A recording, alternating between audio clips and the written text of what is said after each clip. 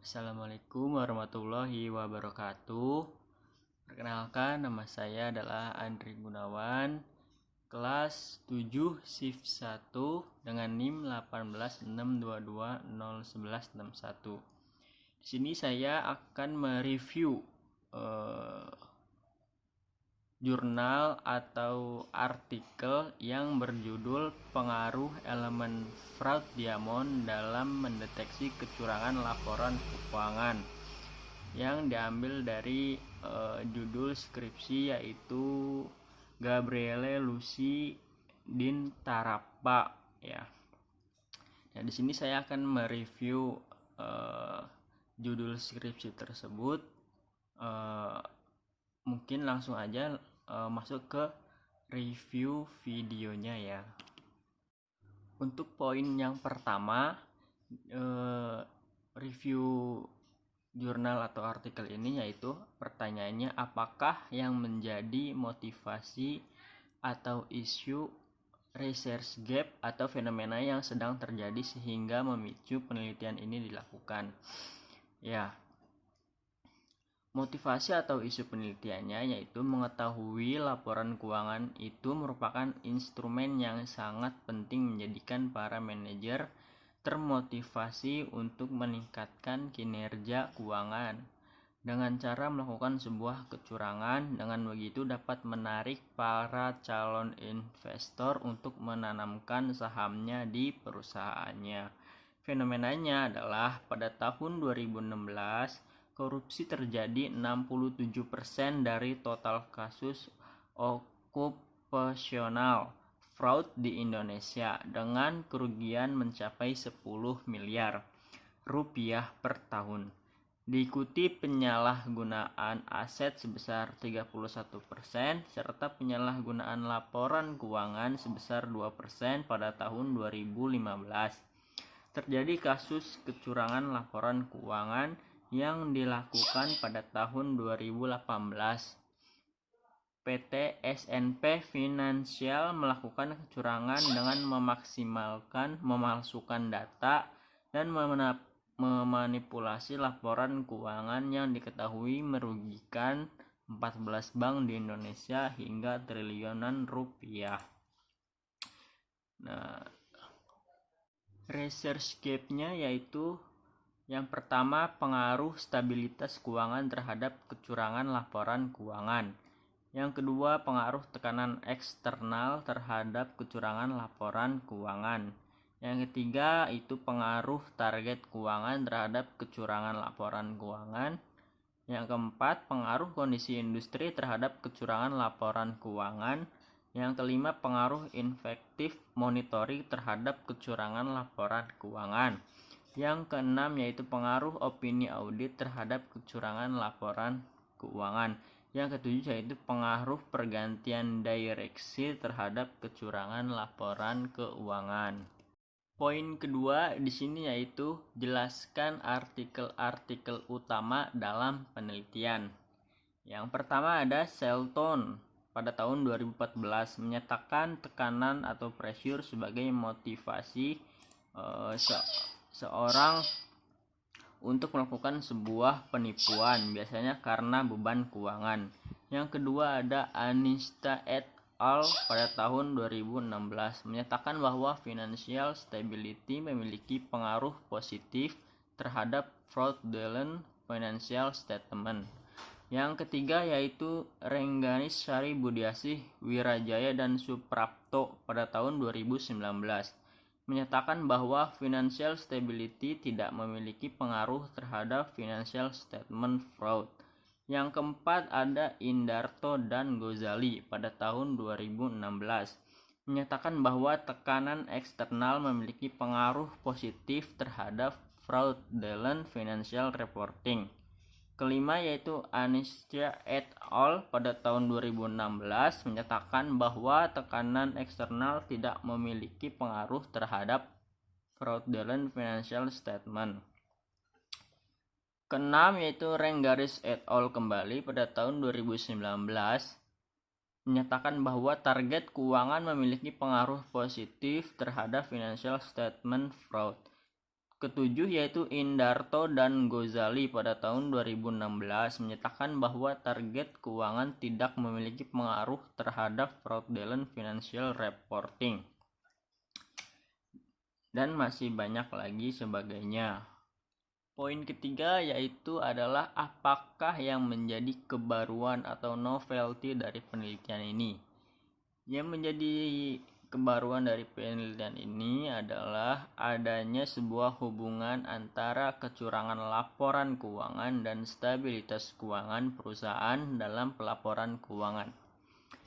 Tekanan eksternal yang berlebihan, target keuangan yang berlebihan, kondisi industri sebagai keadaan ideal suatu perusahaan industri, effective monitoring, opini audit, pergantian direksi yang terpampang dalam sebuah laporan tahunan.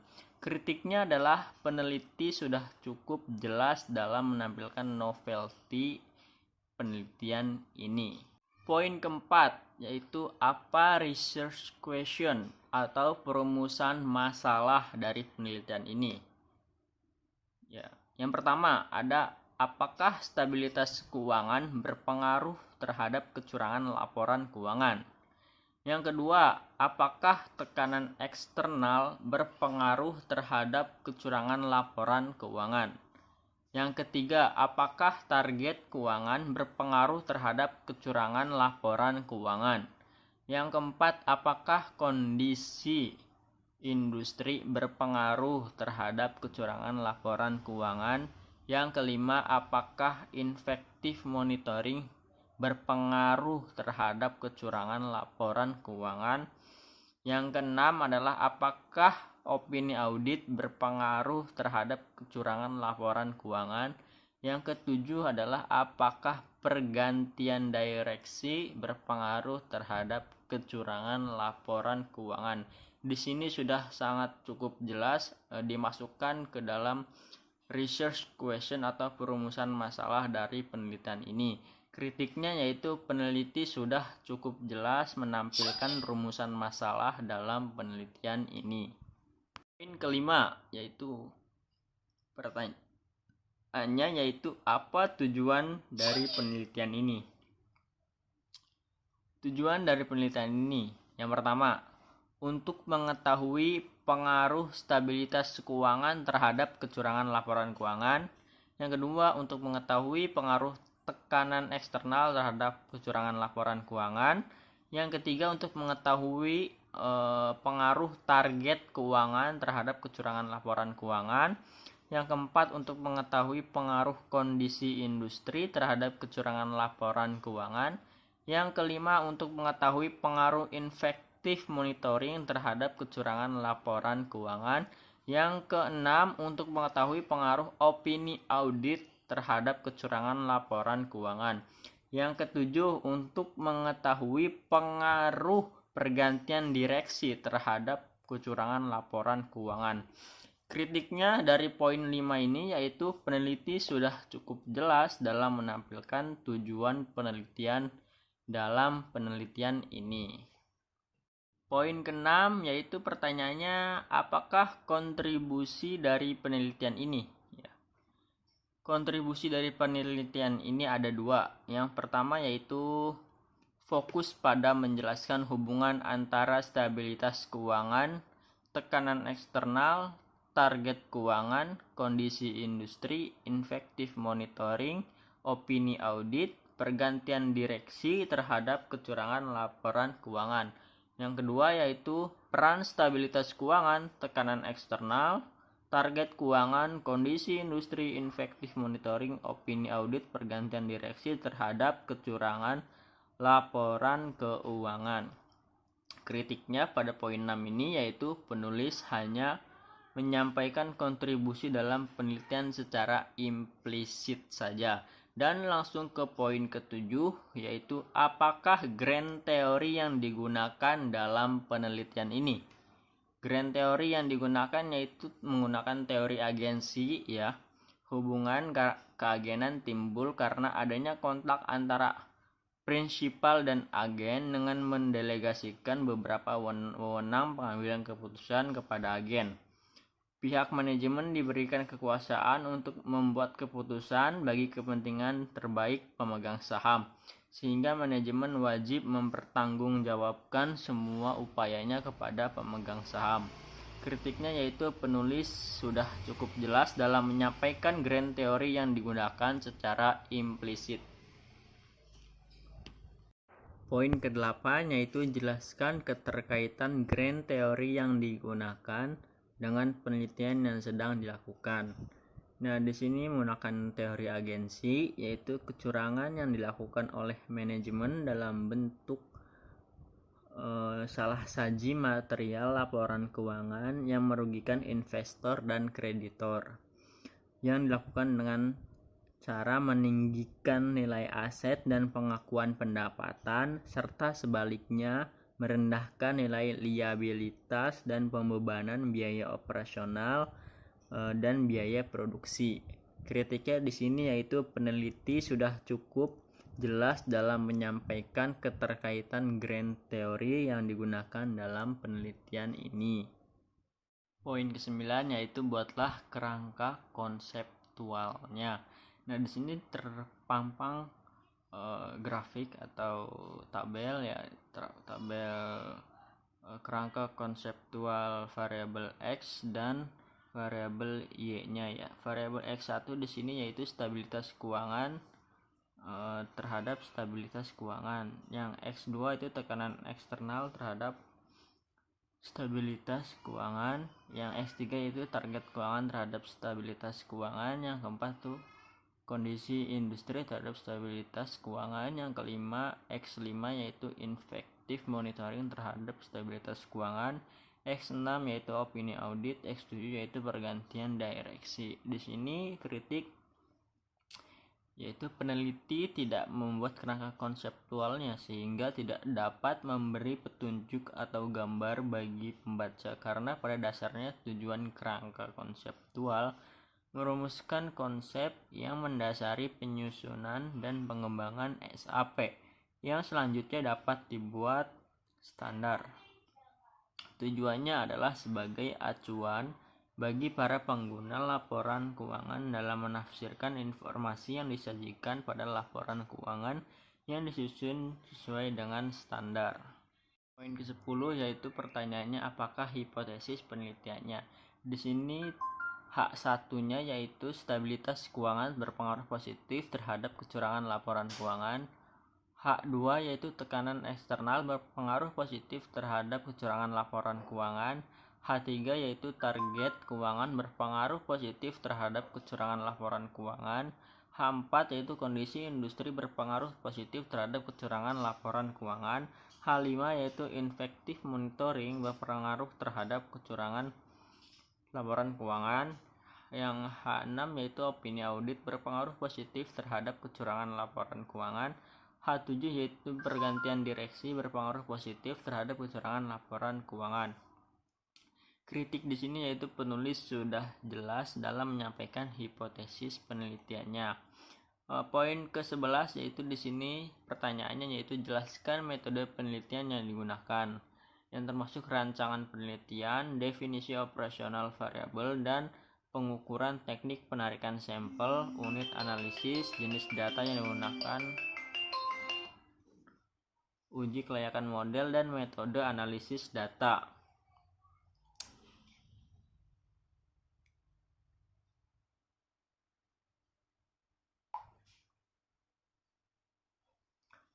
Yang pertama A yaitu rancangan penelitian, analisis kuantitatif ya. Di sini rancangan penelitiannya menggunakan analisis kuantitatif. Kritiknya yaitu penulis sudah jelas dalam menyampaikan rancangan penelitian yang dipakai dalam penelitian ini. Yang B yaitu definisi operasional variabel dan pengukurannya yaitu financial stability diukur menggunakan a change, external pressure diukur menggunakan debt to asset ratio, financial target diukur menggunakan ROA, nature of industry diukur menggunakan inventory, effective monitoring diukur menggunakan BDOT. Opini audit diukur menggunakan perusahaan yang mendapatkan opini wajar tanpa pengecualian dengan bahasa perjelas sama dengan 1. Pergantian direksi, terdapat perubahan direksi perusahaan 1 kali, tidak terdapat perubahan direksi perusahaan 0 ya. Kritik di sini itu penulis sudah jelas dalam menyampaikan definisi operasional dan pengukurannya. Yang C yaitu teknik penarikan sampel. Teknik penarikan sampel menggunakan teknik purposive sampling. Penelitian ini menggunakan data perusahaan manufaktur yang terdaftar di Bursa Efek Indonesia pada tahun 2016-2018. Kritiknya itu peneliti sudah jelas dalam menyampaikan teknik penarikan sampel. Yang D itu uji analisis yang menggunakan 13 dari 171 perusahaan yang terdaftar dalam BEI tahun 2016-2018. Kritiknya yaitu peneliti sudah jelas dalam menyampaikan uji analisis ini. Yang keempat yaitu jenis data. Jenis data dalam penelitian ini adalah data primer yang didapatkan dengan cara mengambil sendiri tanpa perantara melalui data laporan keuangan perusahaan manufaktur yang terdaftar di Bursa Efek Indonesia tahun 2016-2018. Kritiknya yaitu peneliti sudah jelas dalam menyampaikan jenis data tapi secara implisit. Yang keenam yaitu uji kelayakan modelnya menggunakan analisis kuantitatif ya. Kritik peneliti sudah jelas dalam menyampaikan uji kelayakan model ini.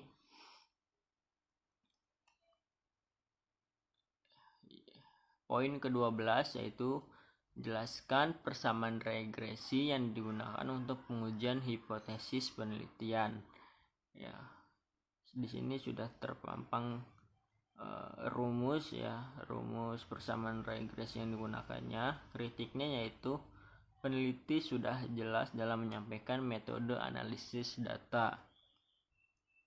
Poin ke-13 yaitu jelaskan pembahasan hasil penelitian yang termasuk statistik deskriptif, hasil uji kelayakan model, hasil uji hipotesis, dan pembahasannya. Yang pertama yaitu ada analisis deskriptif.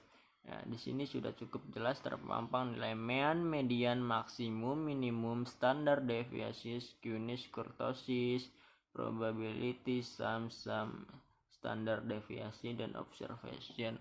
Dari tabel di atas kita bisa simpulkan bahwa nilai mean terbesar dialami oleh variabel financial target yaitu sebesar 11,40103, sementara variabel nature of industry memiliki nilai mean terkecil yaitu sebesar 0,008744. Nilai median terbesar dialami oleh variabel financial target yaitu sebesar 10,93000, sementara opini audit dan variabel pergantian direksi memiliki nilai median terkecil yaitu 0,0000. Nilai maksimum paling besar dialami oleh variabel financial target sebesar 22,73000, sedangkan variabel nature of industry memiliki nilai maksimum terkecil yaitu sebesar 0,142000. Nilai maksimum yang paling besar dialami oleh variabel financial target sebesar 3,711000, sementara variabel nature of industry nilai minimum terkecil yaitu sebesar minus 1,061000. Nilai standar deviasi terbesar dialami oleh variabel financial target sebesar 4,825712, sedangkan nilai variabel terkecil dialami oleh variabel nature of industry sebesar 0,036201. Skewness adalah ukuran asimetris distribusi data sekitar mean. Laporan keuangan, financial stability nature of industry, dan opini audit memiliki nilai di atas 0 yang berarti asimetris distribusi data di sekitar mean normal. Sedangkan untuk variabel eksternal pressure, financial target, effective monitoring, dan pergantian direksi memiliki nilai di sekitar 0. berarti bahwa asimetris distribusi data di sekitar mean bersifat normal.